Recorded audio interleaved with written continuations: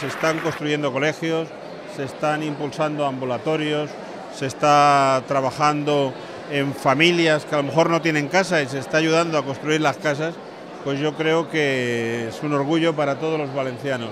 Y que hoy, aquí, en este lugar emblemático de la ciudad de Valencia, en el Palau de la Música, hayamos visto unos artistas, más de 40 artistas de distintas disciplinas,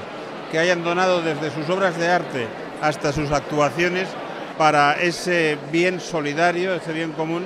que es ayudar a aquellas personas que más lo necesitan en cualquier parte del mundo.